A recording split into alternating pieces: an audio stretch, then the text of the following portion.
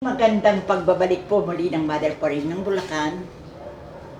Ang ngayon ay isisiwalat sa buong sandaigdigan. Kay tagal po nating naghintay, tayo laging nagdarasal. Marami po tayong mga bulong na walang kasagutan. Pero ngayon, heto na po, biyaya ng Diyos sa isang babaeng Bulacan. Kaya kayo ay makinig. Ang Diyos ang mamamatnutan. Matapos na narinig nyo, ang hindag pala sa inyo. Lahat ng karamdaman, dahan-dahang ibibigay ang kagalingan. Alam nyo ba kung ano nakapaloob dito? Ang dasal, ang paggawa ng kabutihan, hindi ang pagiganti sa kapwa-tao. Gumawa ng maganda nang gumanda ang anyo nyo. Kapag ang ginagawa nyo puro hindi maganda, papangit na kayo, malulublog kayo sa mabigat na karamdaman. Kaya narito. Heto na, Mother pa rin ng Bulacan. Nakahanda ng manindigan sa buong kapuluan. Naririyan kayo. Heto na ang Bulacan, Mother pa rin natatayo, sandigan ng karamihan. Ngayong ako'y napakinggan nyo. Sa inyong pagtulog, kayo ay magdasal. Linisin nyo ang inyong mga kalooban. Huwag kayong gumawa ng mali. Squatter lang lahat ang tao sa ibabaw ng mundo. Palit-palit lamang ito. Lalo na sasabihin ko sa inyo, ang tao, bago isinilang, may kanya-kanyang tinangoang kamatayan at oras. Kaya lang, pag kayo na'y nagdarasal, dahan-dahan kayong tuturuan ng ating Panginoon. Heto na ang mensahe na ibinigay ng ating mahal na Panginoon. Mga anak kong nabilang, kayo ay tumindig na, tumayo na kayo, ayusin nyo na ang dadaanan nyo. Lalo sa pagdadala ng pamilya, sa pag-aasawa, sa pangingibig. Huwag kayong lumagar sa gusot na madaan. Kinakailangan susuriin yung mabuti nang hindi kayo magkaroon ng mariing problema. Dito ba naman, sa ipinahayag ko sa inyo ang lahat, ano pa ba ang masasabi nyo sa Mother pa rin ng Bulacan? Ang banggit ay ganito, aking anak, pakinggan niyo ako. Basta katotohanan, ilaban niyo. At kung sakali man may gusot sa inyo bawat lugar, bayan-bayan, huwag kayong makipaglaban. Iiwas kayo sa tawag ng tukso nang hindi kayo magkaproblema. Ano at kay ganda ng pagbasa ng Mother pa rin, ngayong umaga kayo'y aking benendisyonan. Tunay na liwanag, hakbangin bigay ng Diyos sa mga taong mamamayan. Kaya ko ang hiyahabilin ko sa inyo, tungkol sa mga karamdaman. Mother pa rin ng Bulacan, magpapahayag na. Nananawagan ako sa inyo na kung kayo ay may sakit sa bato, limiin inyong mabuti. Huwag muna kayo magpa-dialysis. Kunin nyo muna sa dasal at paggamot-gamot. Hindi ko sinabing pabayaan yun na huwag kayong magpa-dialysis. Kasi, hindi ba kayo nalulungkot na ang tatao sa mundong ibabaw ay lahat ay na-dialysis na? Pero kapag kayo ay na-dialysis na, nag-iintay na lang kayo 1 taon, dead ball na rin. Kasi itong dialysis, sasabihin ko sa inyo, kung sakali sino ang makakarinig, makatotohanan ang binibigay ng Diyos kay Mother pa rin. Kapag kayo ay na-emergency dialysis, eto na, dito na tatarakan. Gano'ng halaga. Pagkatapos doon, nasample lang kayo dito, tuloy na ito, pistula. Tuloy-tuloy na yung mga kapatid kung saan-saan ilalagay. Ngunit, kung itong mensahe ng Mother pa rin, January 14, 2024, makinig kayo lahat. Pababaeng humingi ng tulong. Huwag yung puro makina magpapaandar sa inyong katawan. tumindig ang mother pa rin ng Bulacan para magpaliwanag sa lahat ng karamdaman na lumalaganap sa mundo. Aking mga anak, ayoko na ginawa ko at nilalang ko ang buong mundo na walang titira. Gagaan na naman ito. Ano na ganap? Di ba nakita nyo ang COVID-19, bumaan ng tao. Ngayon, heto na naman, wala na naman kayo ipinagmamalaki, kundi yung makinarya. Diyan na lang kayo maasa. Ngunit naririto ang pagbasa ng mother pa rin. Kayo'y aking sadyang mga anak na tunay na binabalaan. Ang aking paliwanag ngayon ay tunay na makasaysayan. Lumabas ang milagro na utusan ng may kapal. Walang sino man sisikya dahil ito'y katotohanan. Nagpaliwanag ang mother pa rin ng Bulacan. Yumanig ang sigaw, nagpasabog. Ang ibig sabihin, prostate, bacteria. Diabetes, bacteria. Pupunta sa malakang, pupunta sa tuhod, pupunta sa sentro, pupunta sa likod. Ano yan? Bacteria. Gupo, mabilis ang cancer sa loob ng 2 dead ball pag sa kadahilan, pag pumakyat na dito ang bacteria sa puso, pumakyat. Kaya pansamantalang pinakasamada sa rin ang tunay na makasisay. Huwag kayong masiraan ng mga. Ititindig ni mother pa rin, makinig lang kayo. Kasi ang pagkakataon ito, tanging ang Diyos ang nakakaalam sa lahat. Kaya kayong mga naririto, pumalak pa kayo. Kaya kayong naririto, dahan-dahan yung pakinggan ang salita, diwa, kahugugan para kayo ay gumaling.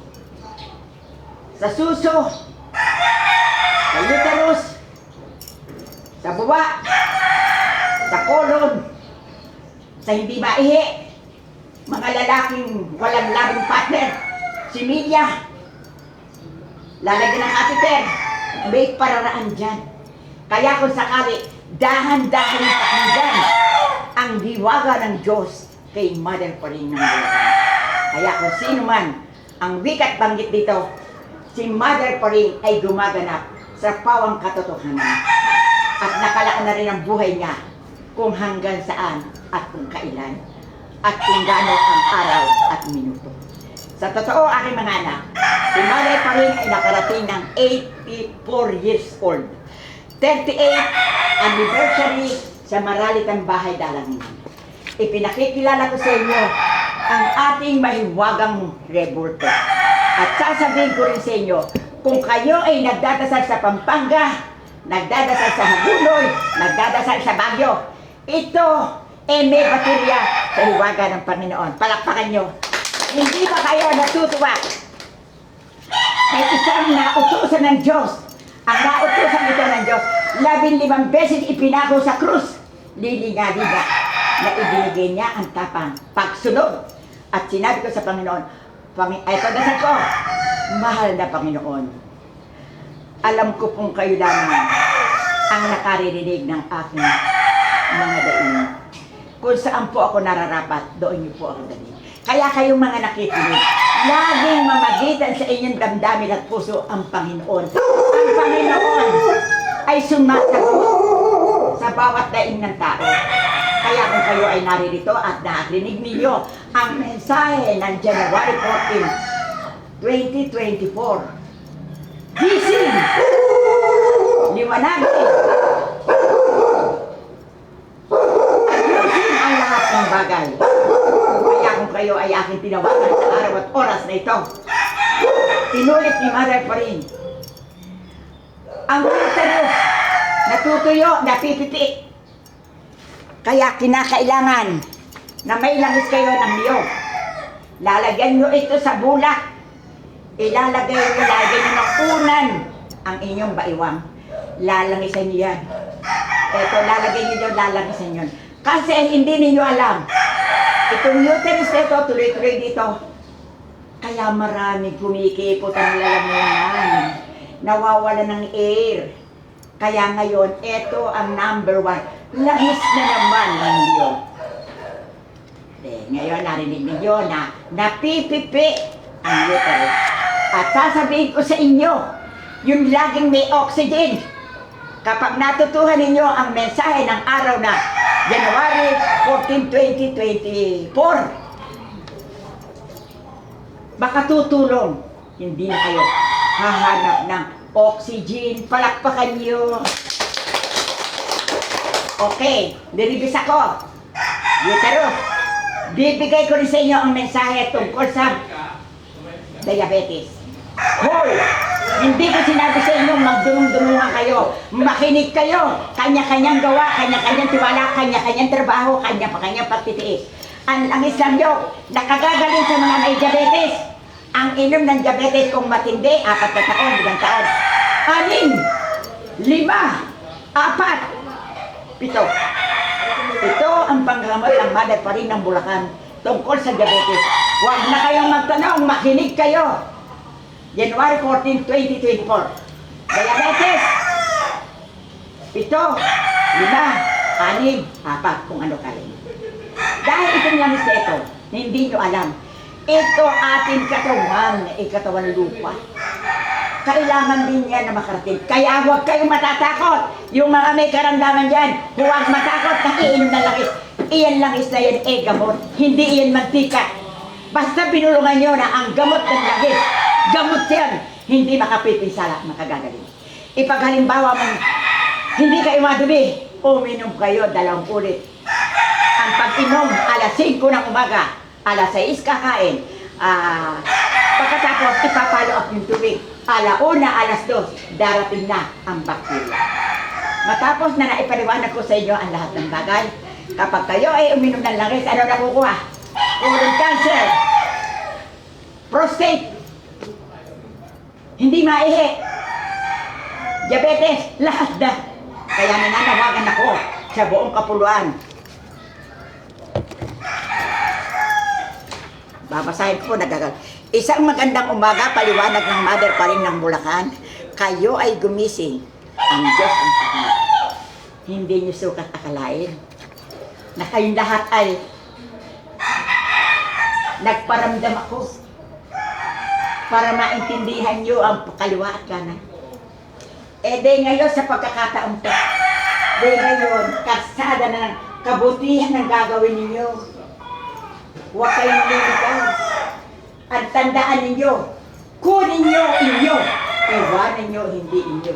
Huwag kayong masyadong interesado. Kapag ang pera ay nanggaling at binunod dyan sa pinagkahirapan, na nagagastusin. Kapag ang pera ay nanggaling sa hindi maganda, mabilis kumapit. Palakpakan mo yan ang maganda. Ngayon, araw-araw, dahan-dahan kayo ang may matututunan sa aking ibababa na bigay ng Diyos. Lagi kong inuulit. Huwag na sana nyo kong pipilosopuhin. Ang tawag ko po dito at banggit sa unang bigkas ko, ang akin pong ginagampanin, bigay ng Diyos. Kaya kung sino man na ang mahaba ang dila, itiklik nyo ang bibig. Huwag kayong magsalita. Namnamin nyo kung ano nilalaman. At ang mother pa rin, kasalukuyan dumalaban. Ang ibig sabihin nito, paliwanag ko sa inyo, sa muling pagbabalik ng mother pa rin, marami kayong maintindihan at ipiran, pagsasalita, titikirin, maganda ang inyong marating. Ano aking mga anak at kay ganda ng aking binigkas sa inyo na hindi niyo sukat akalain na kayo nagpapagamot kay mother pa rin. Isa lamang marinding pagsunod, paniniwala, pagpatuloy mo ang inyong dadalhin. At ngayon, tandaan nyo kayong lahat dyan. Huwag na kayo magsasalita ng pamemera. Kasi kung ako ay namera, mayaman na ako sa dami ng taong nagpupunta dito. Palakpakan niya. Kaya ang tayo ko sasabi sa inyo, huwag na kayong magtanong. Magkano po ay babayad? 0 kayo sa akin yan. Huwag yung sasabihin yan. Namnamin nyo kung gaano ba karapat dapat na isukli ng inyong pagkatao kay Mother pa rin. Mas maganda ang nagwawag sa kanya ako. Kaya kayo binabati ko lahat. Basta sumunod kayo sa batas. Basta aking mga anak, sumunod kayo sa batas. At naririto ang mother pa rin. Natutugay guys ang mga tao. Basta wag lamang madadapa ito, ayos ang lahat. Kaya kayo, tinawag ko, binilangan ko kayo para maintindihan nyo. Sa kabila ng aking mga salaysay sa inyo, humahak mga mother pa rin na pawang katotohanan lang. Kaya kayong mga nandayuhan at bandadayuhan, magbaon kayo ng pagkain Magpaalam kayo sa inyong iiwanan. Kasi pag inumpisaan ko karamdaman nyo, unay Diyos, kung ano man ang bakterya nasa katawan nyo, papalabasin ko. Kaya naman, mga kapatid kong minamahal, merong gagaling at merong hindi gagaling. Itanong niyo sa akin kung bakit. Kung ito ay hinog na, at ito'y may lason na, mga kapatid, ito na ang daan at bigay ng ating Panginoon sa kanyang pag-ibig.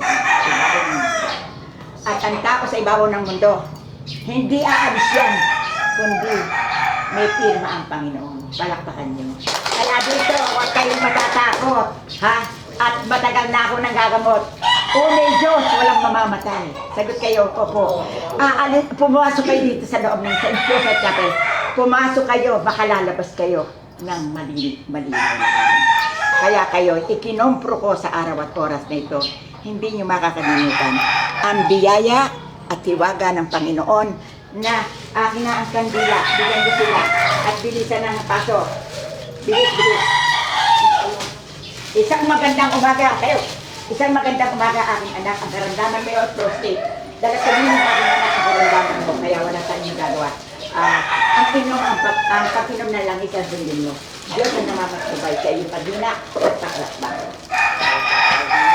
Binabati kita aking anak na mabilis ang karamdaman mo sa kadahilan na meron na ka lang sa pagdumi mo may tumulong bukol sa loob kaya nakaganyan na kumabaga. Matapos na ikaw aking anak ay kinausap, naririnig ko ang mga karamdaman mo. Kaya na, walang dapat ipagkalala. Sorry, sa nararamdaman mo. At saka ang hingal! Ang hingal, natutuyo ang laway mo. Kaya kung sakali man aking anak, may kasama ko sa baga. Kaya, Biggs Formula 44. Maganda yan, aking mga anak, walang teka. Kaya binibigyan ko kayo ng maraming pagla. 2 itlog. 5 araw mong iinumin. Padalawa-dalawa, 2:00 ang araw. Binigyan kita aking anak ng babaya. Huwag kang mag-alala sa karamdaman ng prostate. Diyos ang patnubay sa wala. Binabati kita aking anak sa pagkasadya mo dito. Pag-uusapan namin ng mabal pa rin kung hanggang saan at kung ano ang nararapat gawin sa pamamagana ito. Binabati kita aking anak sa bilang diabetes sa karamdaman ako aking anak ang saksi. Magbibigay kita. Matapos na kinausap kita, may babaguhin ka aking anak. Sana huwag matigas ang ulo mo, magdidesisyon ka puro tama. Hindi baling magkamali sa unang dako, pero sa susunod na daan ayos mo naman. Binabati kita aking anak at sa karamdaman mo, bakterya lamang aking anak na balakang. Kumukonekta sa balakang mo. Kaya ang pagbati ko sa iyo na ito aking anak, nagkakaroon din aking anak na karamdaman ka tungkol sa kulong at bakterya ito tungkol din sa kaya kung sa kaliman na ikaw ay may problema aking anak, huwag kang malito. Bakterya lamang. Ano sabi ko? Pag ang base sabihin na, magtilao. Hoy, may nabasa ko rin na, magtilao. Ay, daw mga masyadong servisyo, masyadong magtilao. Matapos na ikaw ay pinagmasdan ko aking anak, huwag kang maagkalala. At ang Diyos ang mga madatboy ko. Palakpakan yung mga kasama, ang biyayang ito. At ito naman aking anak. Kung sakali muli na ikay binawian ng pagkabuhayan, anak, pakinggan mo ako. Hindi mo kasi sadyang hinawakan ang pondo ng pinansyal, kaya ikaw ay naman. Kaya ngayon, ang aral ng mother pa rin sa buong Bulacan, sa buong sandaigdigan, ang tiwala ninyo sa sarili nyo, huwag nyo ipagkatiwala ang anong babagay. Ang tawang ipagkakatiwalaan ng sarili nyo. Huwag kayong masyadong paakay. Mabuhay ang isip nyo sa sariling paninindigan. Sa kadahilanan, maraming mga tao, mahusay na kasama, pero kapag nakuha na lahat, ang taong may pera, ang dumatiti ang nagkakapera. Kaya isang araw na paliwanag sa'yo ng anak, kung sakali man aking anak na ikaw ay nawalan, may muling pagbabalik. Kahit buwipondi kapraso lamang. Kaya magsalita ka ng kapraso sa harap ng atas. Magsalita ka ng mensahe sa tamang mga. Magsalita ka lang. Magandang umaga po. Ako si Nelly Angel. Ako po ay pinagkatiwala ng Panginoon. Ang dami ng piso. Subalit, sa pagtitiwala ko po sa tao. Ang tao po pala pag maraming pera, maraming kaibigan. Pero kung nawala po ang pera, hindi ka na nila halos papasukin sa bahay. Pag-iisang po sa atin na huwag sobrang magtiwala. Lakasan mo. Huwag po tayo masyadong magtiwala kahit po anak, kahit po ang pagtiwalaan po natin ay ang ating sarili. Nangyari po sa akin ito. May biyaya akong sukal ng dami. Nang mawala po mukha ko kawawa. Kaya ito po maging isang angal sa tao na mamamayan. Salamat po. Okay. Ingatan niyo, iyan ang kandila ng buhay. Alam niyo ba ito, nakuha kong premyo bigay ng Diyos, kandila ng buhay na hindi sisindihan. Kaya mamamatay tayo parehas. Masasabi ko sa inyo, yung lahat na aking binigyan ng kandila, huwag niyo sisindihan. Dahil sa natigin nito, Ama namin nasa langit, kami po namin dito, isinasalalay po namin sa inyo ang aming buhay ngayon. Kayo na po ang mga siwa sa amin. Alam na po naman ninyo ang aming kailangan. Kaya hindi na po namin pauulit-ulitin. Bigyan niyo po kami ng magandang pagkakataon. Makahango sa kabuhayan. Maalis sa problema. Maalis sa karamdamang mabibigat. Kagaya po ng dialysis. Palakpakan niyo. At hawakan ng mabuti ang kandila ninyo. Ang tinatalakay ko dito ay pangkasalukuyan ang sakit sa bato. Ha? Ang lahat kasi ng karamdaman natin. Tumaas ang kaya, tumaas ang lahat ng bagay. Puro doon ang huro. May sa suso, may sa lahat ng bagay ng karamdaman. Puro po ang kaya. Kaya po ngayon, kayo nakapunta dito, pang-alagaan nyo mabuti, iingatan nyo ang lahat ng bagay. Magharapin nyo para maging magandang buhay. Amen. Upo na po kayo. Ito po. Kayo'y aking hinawakan. At ang Diyos ang namamatnubay. Ako po'y narito, nababaing Bulacan. Biyo malilimot, biyaya'y sukdulan. Kaya ang Diyos ang kausap ko po sa aking kinalagyan. Ang lahat po ng mga tao na nakarating dito sa aking lugar, kahit po kayo nasaan, nakikita ko po ang mga mukha nyo, ang mga problema nyo sa pamamagitan ng Diyos. Kaya po ang masasabi ko sa inyo, lahat po na nakarating dito sa aking lugar, Diyos na po ang bahala sa inyo, sa biyaya at patnubay, na ang taong dadahin dito, igagaling. Sumigaw kayo. Gagaling! Gagaling! Amen! Pinahatid ko rin po sa lahat ng aking tinuruang maglabatiba. Pwede kayong maglabatiba. Gamitin niyo yung isip niyo.